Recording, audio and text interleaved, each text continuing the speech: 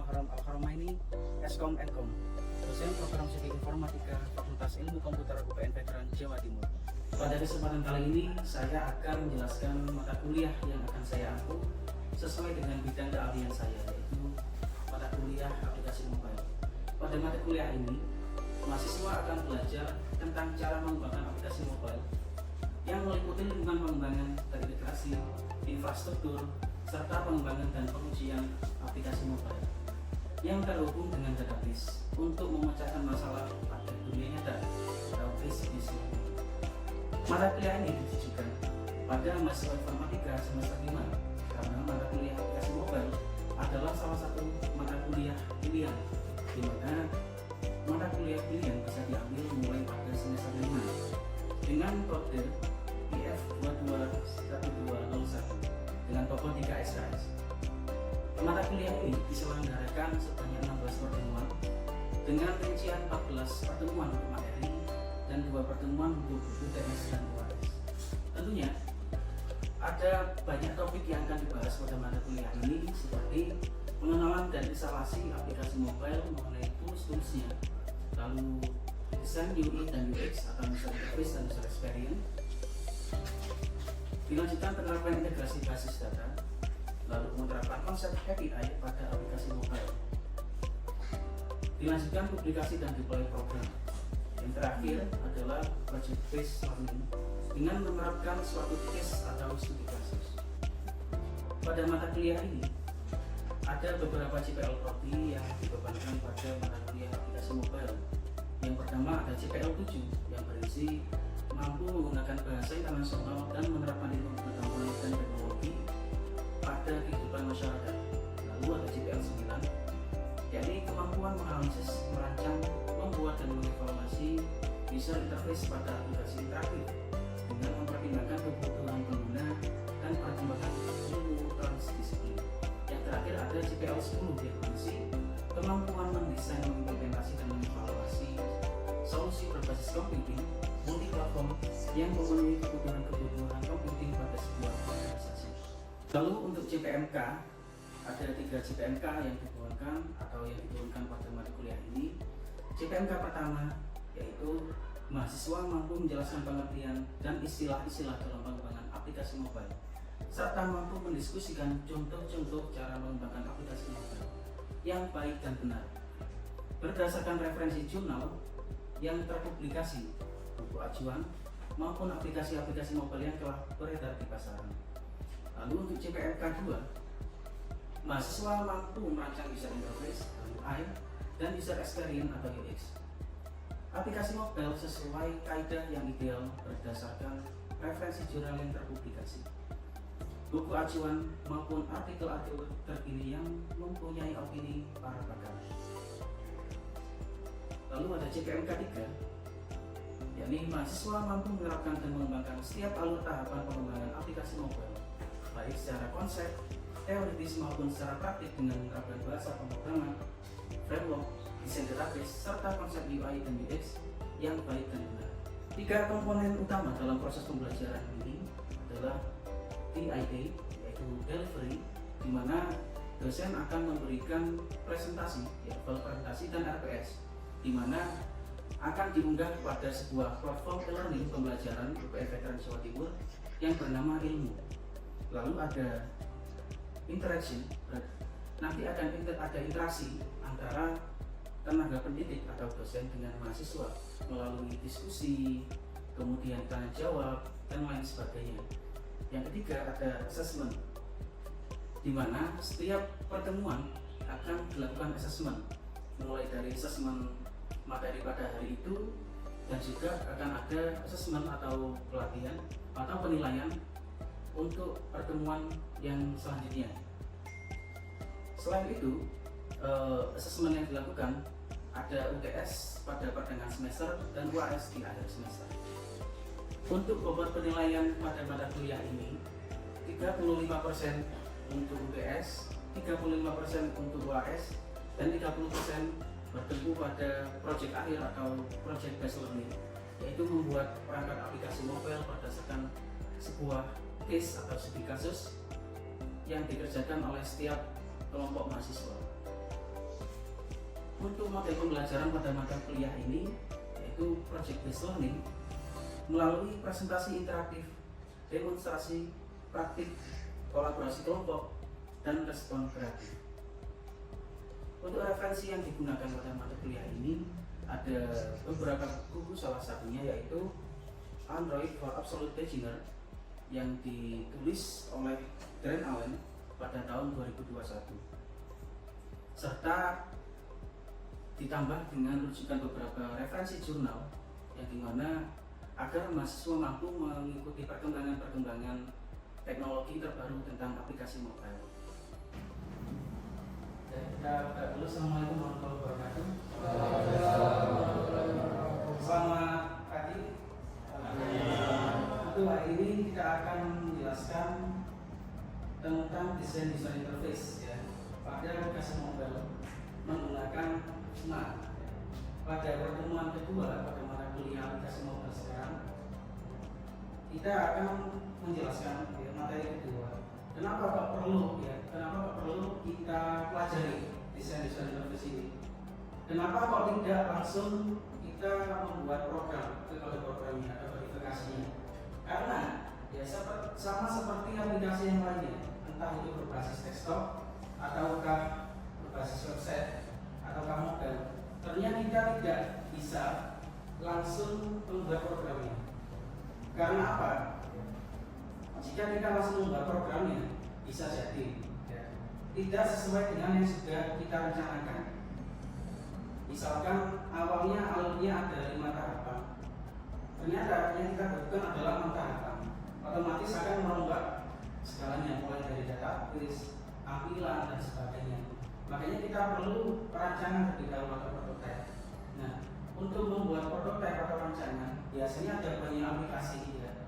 Ada Figma, kemudian bisa pakai Adobe dan sebagainya.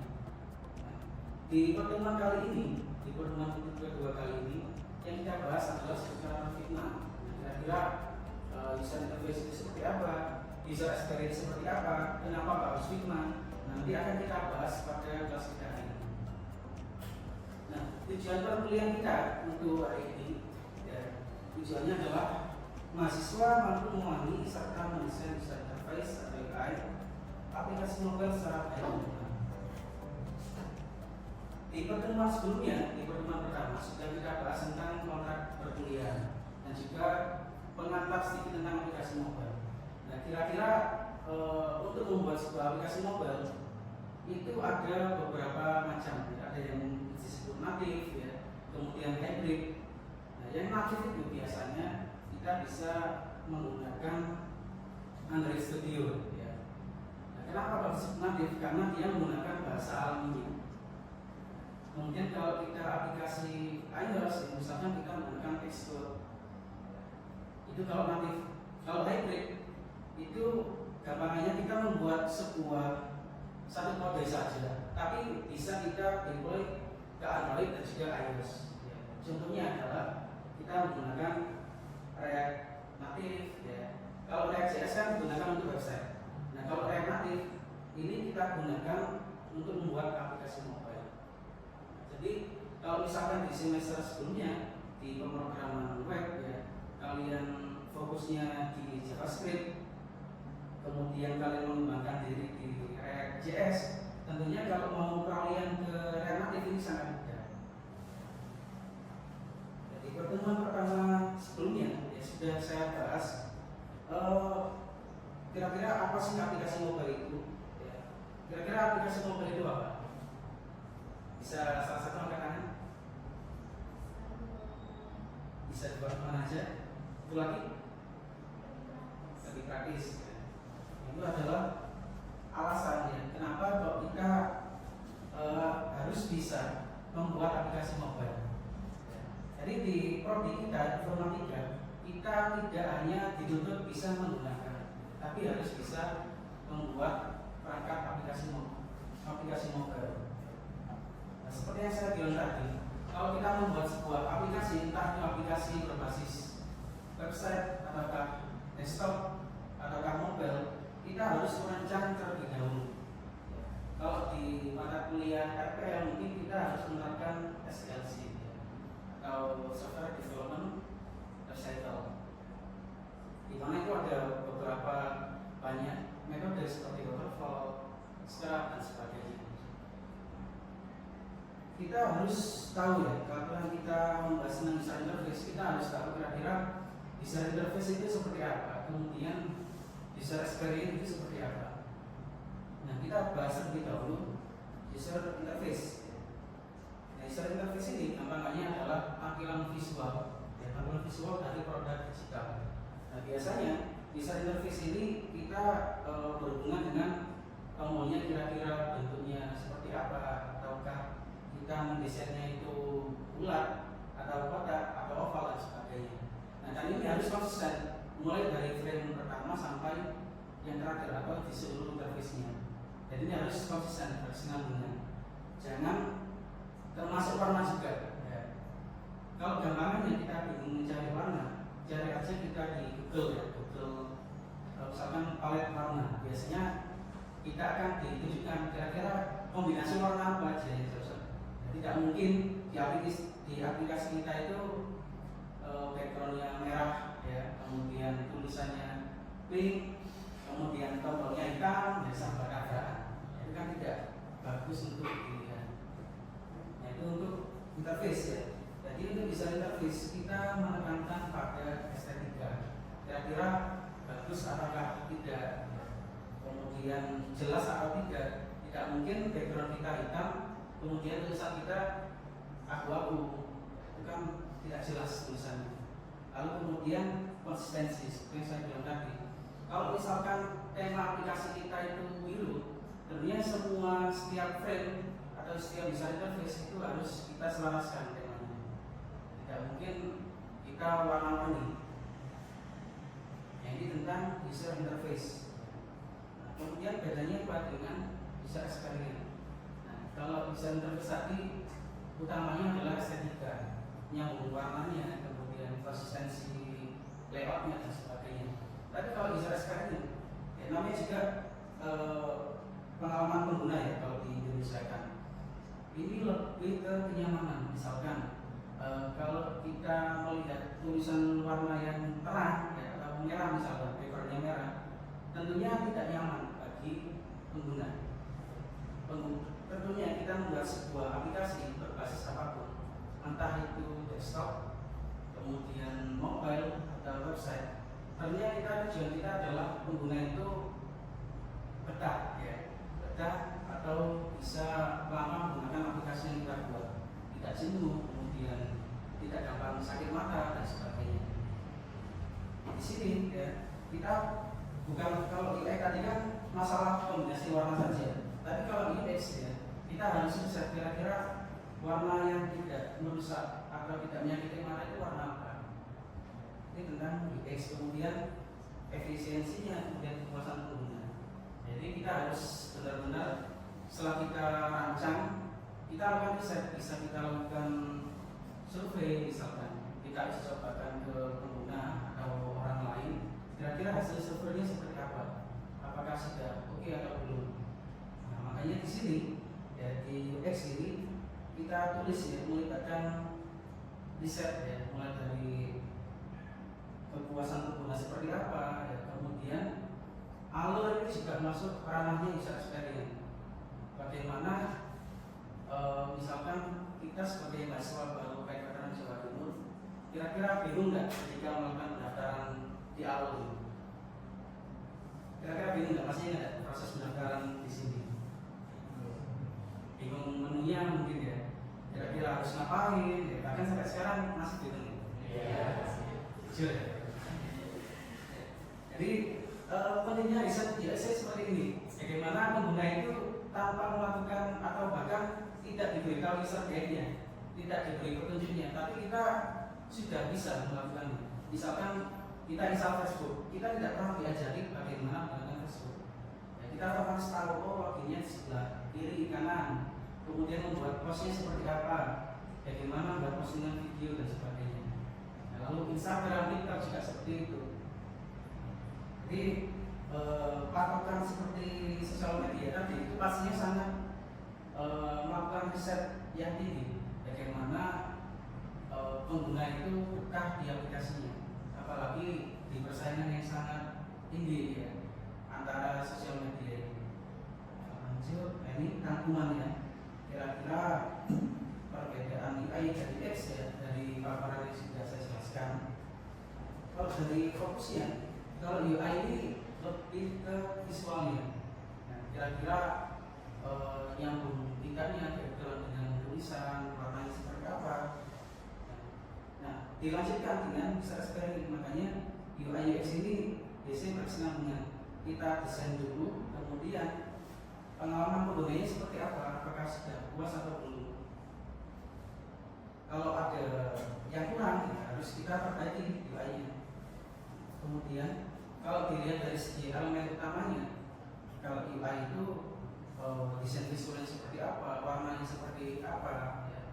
Warna background dengan tulisan, lalu templatingnya seperti apa, mungkin ada vektor yang gelap-gelap seperti ini, ya, bisa jadi. Lalu ikonnya juga ukurannya seperti apa, seberapa, terlalu besar atau terlalu kecil, itu ranah dari UI. Ya. Kemudian yang ditekankan di UX adalah alur tadi, alur penggunaan. Bagaimana pengguna itu tanpa diajari sudah bisa menggunakan aplikasi. Kemudian tujuannya, kalau UI ini mempercantik tampilan atau memperindah tampilan. Bagaimana tampilan itu tidak syukur ditempel tulisan, tempel gambar, tempel tombol. Ya. Tujuannya pasti untuk estetika, harus indah.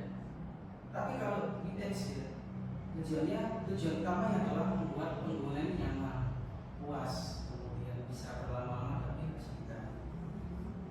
Kemudian tools umumnya, kalau UI ini seperti yang kita bahas setelah ini, salah satunya yaitu Figma, ya. Kemudian ada PSD, Sketch, ya, dan masih banyak lagi. Termasuk user experience kita juga bisa menggunakan Figma. Oleh karena itu, kenapa kok di pertemuan kedua ini saya jelaskan bagaimana menggunakan Figma. Nah, setelah saya jelaskan menggunakan Figma, saya akan memberikan tugas kelompok ya. Kira-kira bagaimana membuat atau menggunakan Figma secara sederhana atau secara mudah. Nah, kenapa kok Figma? Ya nanti selanjutnya akan kita bahas. Nah, proses desain UI UX ya ini ada tahapan, sama aja seperti SDLC. Kalau proses desain ini kan salah satu tahapan dari SDLC. Ya, tahapan pertama atau kedua.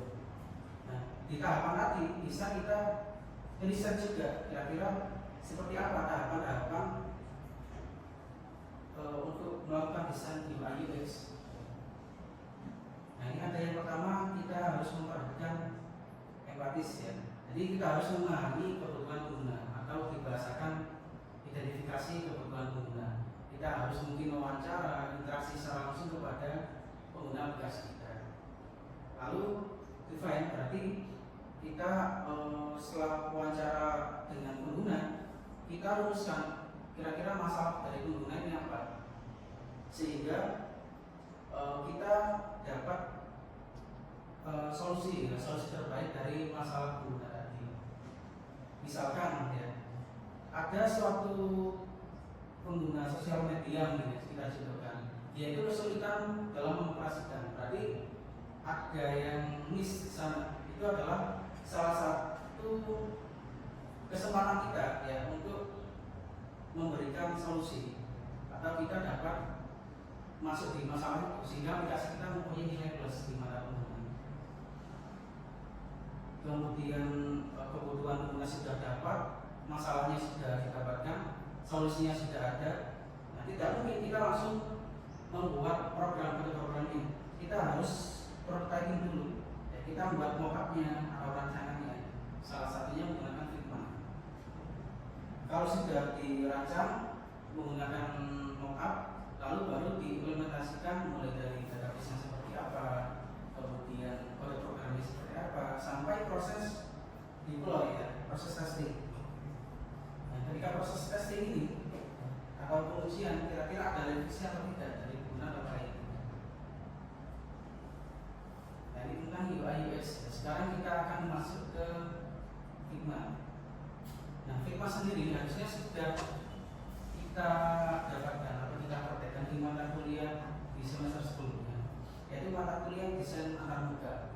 Jadi sekarang kalau desain antarmuka mungkin ada yang membuat prototipe mobile, desktop atau web, tapi di mata kuliah ini kita akan fokus membuat user interface untuk aplikasi mobile sesuai dengan mata kuliah kita. Jadi Figma adalah salah satu tools ya, berbasis website yang digunakan untuk mendesain ya, teknik kapan saja atau dimanapun. Yang penting kita gabung dengan internet.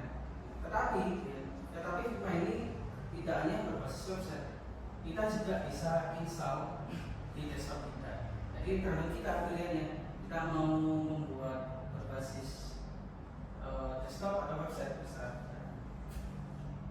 Kenapa ya kalau menggunakan Figma, kalau tidak menggunakan PHP atau yang lain? Karena ada berbagai contoh ya, salah satunya ada berbagai macam pilihan ya. Kalau kita mau penggunaan standar saja, bisa kita gunakan versi starter atau free. Tinggal kita sign up saja, kemudian login. Kalau mau penggunaan lebih besar lagi, fiturnya lebih banyak, silakan langganan. Nah selain itu, di Figma kita juga ada yang namanya akun student ya, atau educator.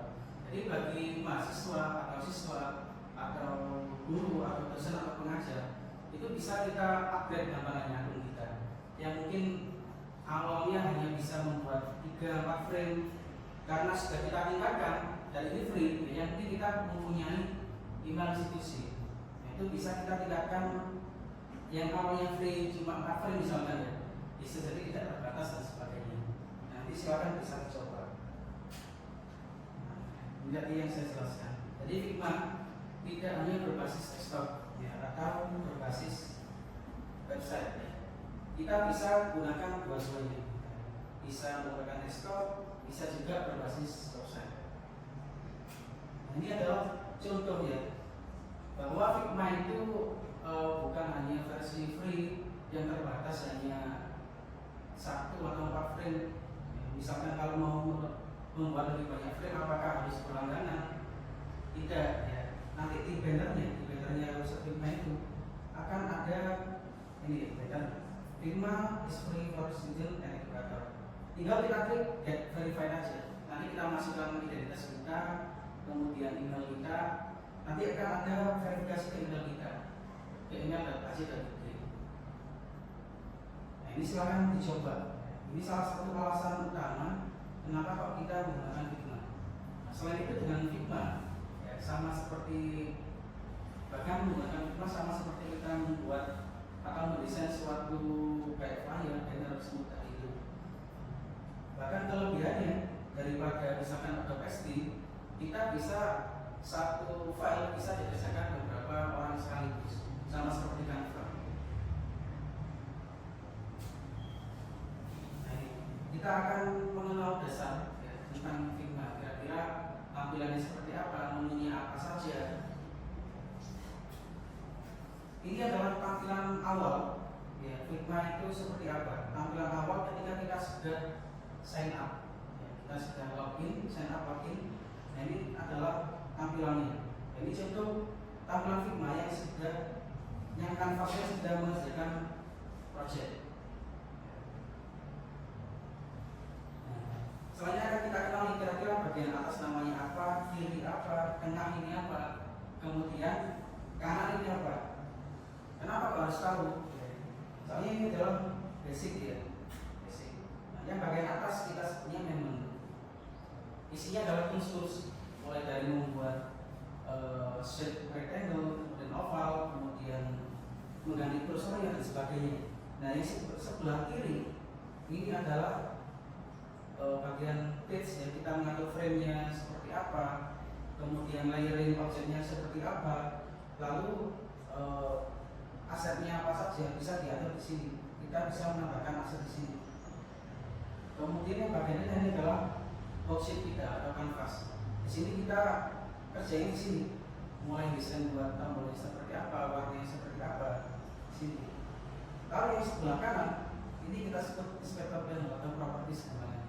Kita bisa merubah fontnya, kemudian kemudian kita bisa merubah warnanya seperti apa, lokasi, kemudian ukuran font, kemudian vertikal, horizontal, ini sebuah bahkan cara penggunaannya sama seperti kita menggunakan Corel. Ini seperti yang saya sebutkan tadi, bagian menu. Yang langkah pertama biasanya kita buat sebuah frame terlebih dahulu. Ini atau kita tekan tombol F. Nah, ketika kita membuat sebuah frame, kita tinggal memilih kira-kira frame yang akan kita gunakan itu apa? Karena mobile di sini pilihannya ada iPhone 14, 15, iPhone 13 dan sebagainya. Kalau misalkan mau membuat berbasis yang lain, entah itu website atau desktop, ada juga pilihannya. Karena berhubung ini mobile ya, silakan dipilih salah satu. Nah, misalkan saya pilih iPhone 8 ini, sudah jadi resolusi ukuran yang sama seperti device asli iPhone 8. Sebelah sini. Lalu di bagian atas ya, bagian teks ini salah satu penerapan dari user experience. Ya. Kita tanpa belajar, kita sudah tahu bahwa tombol T ini adalah untuk menulis sebuah teks. Jadi contoh ya, ini tinggal buat teks discover, kemudian kalau mau membesarkan fontnya tinggal diatur di sebelah kanan. Kita di bagian sebelumnya kita sudah membuat judul aplikasinya misalkan discover. Nah, sekarang bagaimana kita menambahkan gambarnya? Misalkan akan saya taruh di sebelah sini. Caranya kita buat wadahnya terlebih dahulu, rectangle ini. Kita posisikan ukurannya seberapa. Kalau sudah, kita masukkan gambarnya. Kita ke direktori apa? Explorer kita, misalnya kalau menggunakan Windows, kita copy, kita paste di sini. Tinggal dipilih Dismas, otomatis gambarnya akan masuk ke rectangle atau shape yang sudah kita buat. Nah, mungkin itu saja. Setelah ini akan ada tugas kelompok. Tugas kelompoknya adalah silakan buat kelompok masing-masing 2 mahasiswa. Tugasnya mudah saja karena ini tugas di kelas. Silakan buat 1 buah frame design interface menggunakan Figma. Waktunya 30 menit, lebih cepat lebih baik. Lalu jelaskan UI yang Anda buat itu seperti apa. Nah, waktu 30 sudah selesai, sudah 30 menit. Silakan salah satu kelompok ya untuk maju menjelaskan tugas yang sudah saya berikan. Bisa angkat? Siapa? Aditya sama Yudan Sari. Silakan bisa masuk ke depan. Berdiri ya dua-duanya. Silakan dijelaskan proyek yang sudah dibuat. Oh, jadi assalamualaikum warahmatullahi wabarakatuh. Baik, di sini permisi teman-teman, kita perhatikan sebentar. Nah, di sini kita itu bikin dan proyeknya itu adalah Bensin ya. Nah, jadi di sini kita adalah punya suatu perusahaan yang namanya Benzone. Benzone itu banyak. Nah, di sini Benzone itu sebenarnya punya 2 usaha, yaitu WiFi sama yang warnet. Nah, di sini kita tuh membuat suatu desain yang namanya itu Bensin ini. Nah, Bensin ini adalah aplikasi mobile. Nah, di sini tuh pengguna itu bisa membooking. Mungkin cukup sekian dari saya. Terima kasih atas perhatiannya. Semoga bermanfaat, semoga mendapat ilmu yang berkah. Saya tutup dulu. Wassalamualaikum warahmatullahi wabarakatuh.